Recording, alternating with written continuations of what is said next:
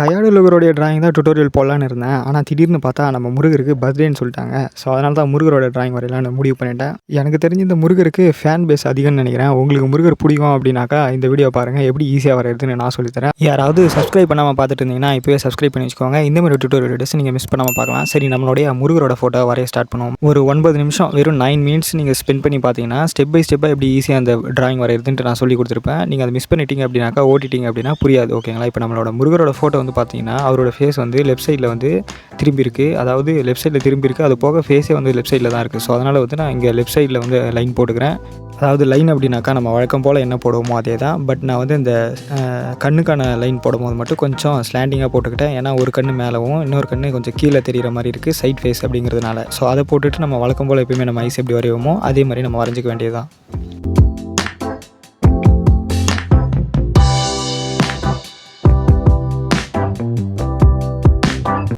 இப்போ நம்ம second I வரைகிறதுக்கு முன்னாடி அந்த நோஸோடைய லைன் வந்து நம்ம போட்டுக்கலாம். ஃபேஸ் வந்து சைடாக திரும்பி இருக்குது அப்படின்றதுனால நம்ம நோஸோட லைன் வந்து ஈஸியாகவே நம்ம போட்டுடலாம். அதை நம்ம தொடர்ந்தே வந்து பார்த்திங்கன்னா ஐப்ரோவோடைய லைன்ஸ் போட்டு ஐப்ரோவே நம்ம வரைஞ்சிக்கலாம்.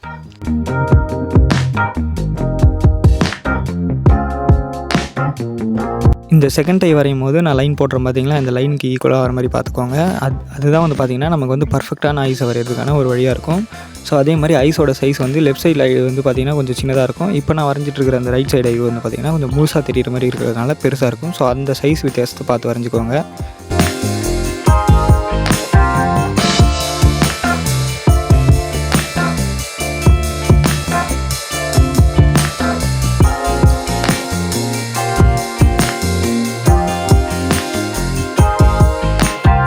இப்போ நோஸ் எப்படி வரைகிறது அப்படிங்கிறத பற்றி பார்க்கலாம். ஸ்டெப் 2ல் இந்த மாதிரி ஒரு சைடாக ஃபேஸ் திரும்ப இருந்துச்சுன்னா நோஸ் வரைகிறது ரொம்ப ஈஸி. நான் மார்க் பண்ணும்போது பாருங்கள், ரொம்ப ஈஸியாக இருக்கும் பாருங்கள். அதுவும் இப்போ ரைட் சைடு மார்க் பண்ணுறோம் பார்த்தீங்களா, இந்த மார்க் வந்து ரொம்ப ஈஸியாக இருக்கும்.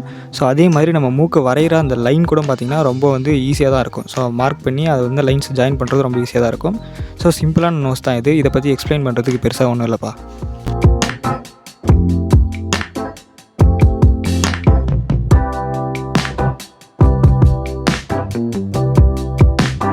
இந்த இடத்துல நான் என்ன தப்பு பண்ணிட்டேன் அப்படின்னா, அந்த லைனை கொஞ்சம் தப்பாக போட்டு டார்க்காகவும் போட்டு விட்டுட்டேன். ஸோ அப்படி பண்ணக்கூடாது. இப்போ பாருங்கள், நான் திரும்ப போடுறப்போ பார்த்திங்கன்னா கரெக்டாக இருக்கும். ஸோ ரொம்ப மெலிசாகவும் அது எந்த இடத்துல இருக்குங்கிறத பார்த்து நான் கரெக்டாக போட்டுக்கிட்டேன். சிம்பிள், முடிஞ்சிடுச்சு. மூக்கு வரைஞ்சி முடிச்சதுக்கப்புறம் அந்த கீழே இருக்கிற லைன்ஸை மறக்காமல் வரைஞ்சிக்கோங்க.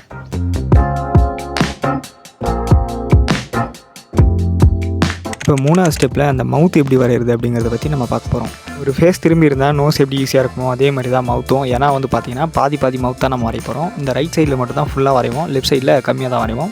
நான் மார்க் பண்ண மாதிரியே நீங்கள் மார்க் பண்ணிக்கோங்க. அந்த மேலே போடுற லைன் பார்த்திங்கன்னா தெரியும், ஸ்லாண்டிங்காக இருக்கும். ஏன்னா ஃபேஸ் வந்து ஸ்லாண்டிங்காக இருக்குது. அவரோட மவுத்தும் பார்த்திங்கன்னா நம்ம வளைஞ்ச மாதிரி தான் நம்ம வரையணும். ஸோ இதுக்கப்புறம் பார்த்திங்கன்னா அந்த மார்க் லைன், நம்ம போட்ட மார்க் லைன் இருக்குது பார்த்திங்களா, கைட் லைன். ஸோ அதை யூஸ் பண்ணி நம்ம வந்து உள்ளுக்குள்ளே இருக்கக்கூடிய அந்த லைன்ஸை கரெக்டாக ஜாயின் பண்ணி முடித்தாலே லிப்ஸ் வந்துடும்.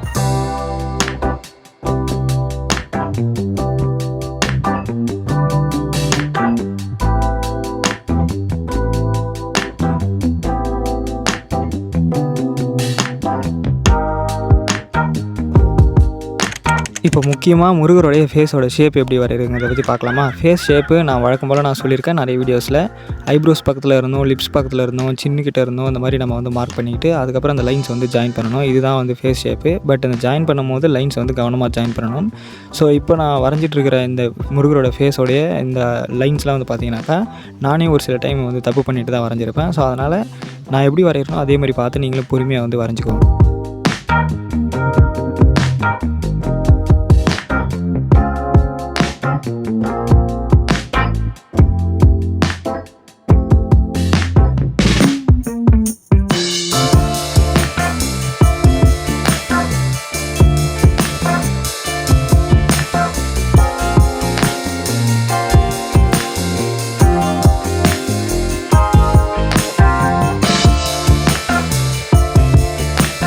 இப்போ நம்ம முருகர் போட்டிருக்கிற இந்த பட்டை இருக்குல்ல, அதை வரையும் போது நான் வந்து சைடில் லைன் போட்டிருப்பாருங்க. இந்த லைனுக்குள்ளார தான் நம்ம வரைகிற மாதிரி அந்த பட்டையை வந்து நம்ம போடணும். அதே மாதிரி அந்த பட்டையோட அந்த அகலம் எப்படி இருக்குங்கிறத பார்த்துட்டு நீங்கள் போடுங்க, அப்போ தான் கரெக்டாக வரும்.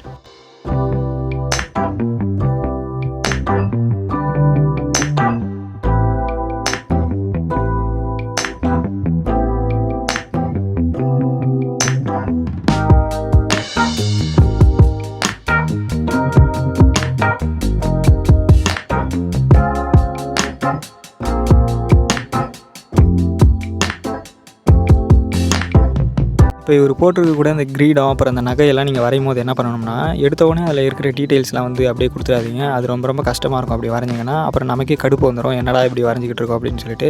நான் போடுறேன் பாருங்கள் ஷேப்ஸ் மட்டும், அந்த மாதிரி ஷேப்ஸ் மட்டும் ஃபஸ்ட்டு போட்டுக்கோங்க. இப்போ வந்து இந்த கிரீடத்தோடைய அந்த லைன்ஸ்லாம் நான் போடுறேன் பார்த்தீங்களா, அந்த மாதிரி லைன்ஸ் போட்டு அந்த ஷேப்ஸை மட்டும் போட்டு ஃபஸ்ட்டு கம்ப்ளீட் பண்ணிவிடுங்க. பண்ணிவிட்டு நம்ம ஃபைனலாக வந்து என்ன பண்ணலாம் அப்படின்னா, டீட்டெயிலுக்கு நம்ம ஒரு பென்சில் யூஸ் பண்ணி பண்ணுவோம். நான் என்ன பென்சில் அப்படின்றது உங்களுக்கு தெரிஞ்சிச்சு அப்படின்னா கமெண்ட் செக்ஷனில் சொல்லுங்கள். நான் வந்து ஃபைனலாக நான் வரையும் போது நான் உங்களுக்கு காட்டுறேன் டீட்டெயில் நான் எப்படி பண்ணுறேன் அப்படிங்கிறத.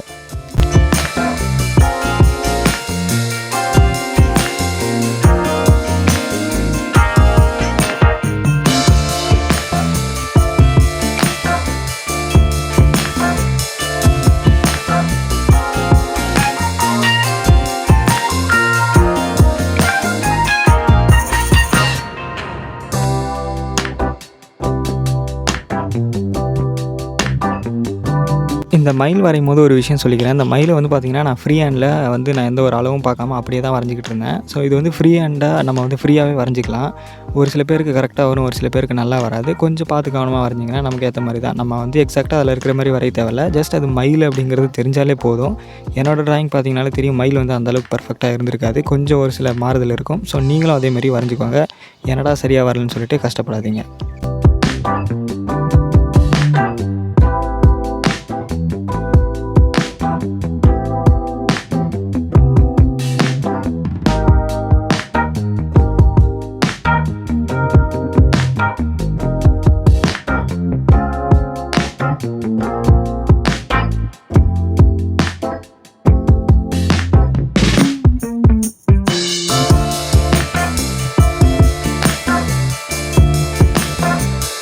இந்த மயிலோட லைன்லாம் இருக்குது பார்த்தீங்களா, தோகைக்கு கீழே அந்த லைன்ஸ் வந்து ஓரளவுக்கு நல்லா போட்டுருங்க. பட் அந்த தோகை வரையும் போது சும்மா அப்படியே இழுத்து விடுங்க போதும். கிறுக்கின மாதிரி இருந்தாலே போதும். அப்புறம் அந்த மயிலோட உடம்புல கொஞ்சம் கொஞ்சம் அங்கே முடி இருக்குது அப்படிங்கிறது நமக்கு தெரியறதுக்காக லைட்டாக அப்படி கிறுக்கி விட்டோம்னாலே போதும், லைன்ஸாக போட்டு.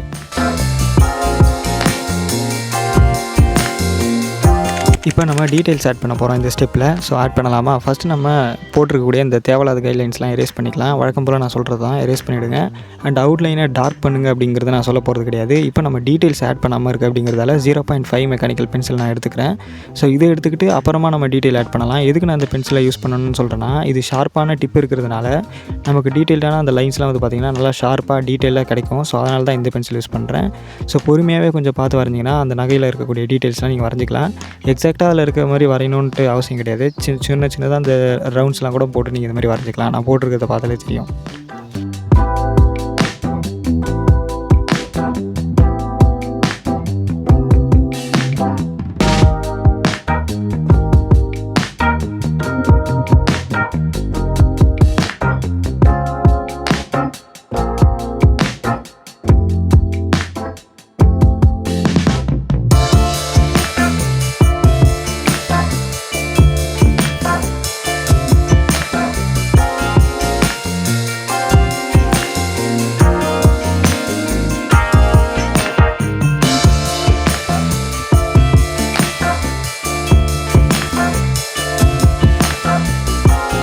இப்போ நம்மளோட ஃபைனல் ஸ்டெப்பில் நம்மளுடைய அவுட்லைனை ஒரு சில இடங்களில் வந்து நம்ம டார்க் பண்ண போகிறோம். இதுக்கு நான் வந்து யூஸ் பண்ணுறது பார்த்திங்கன்னா வந்து ஒரு 3B இல்லை 2B பென்சில் எடுத்துக்கோங்க. எடுத்துக்கிட்டு ஒரு சில இடங்களில் லைன்ஸ் வந்து டார்க்காக இருக்கும். ஸோ இப்போ நான் அந்த மயிலுக்கு கொடுக்குறேன் பார்த்திங்களா, அந்த இடங்களில் அந்த நகையோட எட்ஜஸில் ஸோ இந்த மாதிரி இடங்களில் டார்க்காக இருக்கும். ஸோ அந்த மாதிரி இடங்களில் நம்ம டார்க் பண்ணிட்டோம் அப்படின்னா அவுட்லைன் பார்க்குறதுக்கு இன்னும் சூப்பராக இருக்கும் நம்மளோட ட்ராயிங்.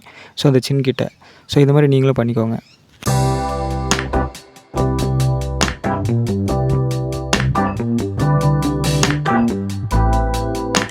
ஃபைனலாக நம்மளோட குட்டி முருகரோட ட்ராயிங் முடிஞ்சு போயிடுச்சு. இந்த ட்ராயிங் பிடிச்சிருந்தா லைக் பண்ணுங்கள். இந்த ட்ராயிங்க்கு கலர் பண்ணலாமா, பென்சில் ஷேட் பண்ணலாமாங்கிறத கமெண்ட் பண்ணுங்கள். இதே மாதிரி அடுத்த ஒரு நல்ல வீடியோவில் மீட் பண்ணுவோம். பாய்.